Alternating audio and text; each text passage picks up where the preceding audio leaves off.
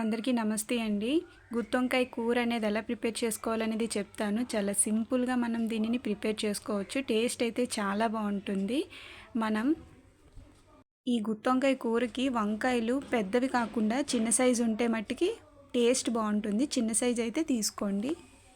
ముందుగా వంకాయల్ని తీసుకోవాలి. శుభ్రంగా కడిగి ఒక ప్లేట్‌లో అనేది పెట్టుకోవాలి.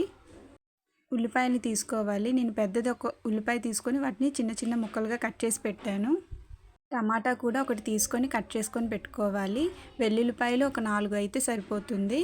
జీలకర్ర కూడా కొంచెం ఒక 1 టేబుల్ స్పూన్ అయితే బాగుంటుంది. అల్లం కూడా చిన్న ముక్క తీసుకోవాలి. ఇందులో నేను ఎండుమిరపకాయలు వేయడం లేదండి, పండు పచ్చిమిరపకాయలు వేస్తున్నాను. ఇవైతే కలర్ వస్తుంది, టేస్ట్ బాగుంటుంది, స్పైసీగా కూడా ఉంటుంది. ఒక 4 తీసుకొని కట్ చేసి పెట్టుకున్నాను. మిక్సీ జార్లో వేసుకొని ఈ విధంగా పేస్ట్ చేసుకోవాలి. ముందుగా మనం స్టవ్ ఆన్ చేసి కళాయి పెట్టుకోవాలి. 1 టేబుల్ స్పూన్ ఆయిల్ అనేది వేయాలి.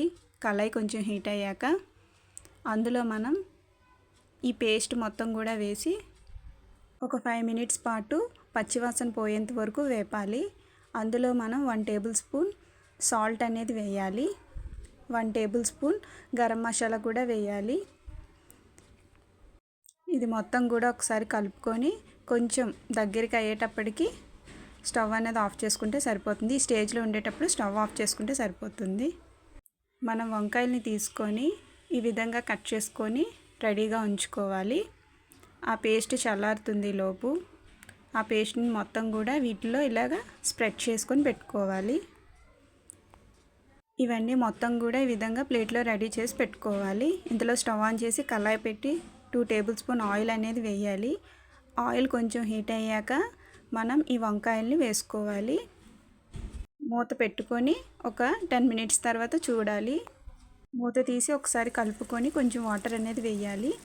అంతేనండి, ఒక 10 మినిట్స్ పాటు దగ్గరికి కుక్ అయిపోతే ఈ స్టేజ్లో ఉండేటప్పుడు స్టవ్ ఆఫ్ చేసుకుంటే సరిపోతుంది. ఎంతో టేస్టీ వంకాయ కూర అనేది రెడీ అయిపోయిందండి.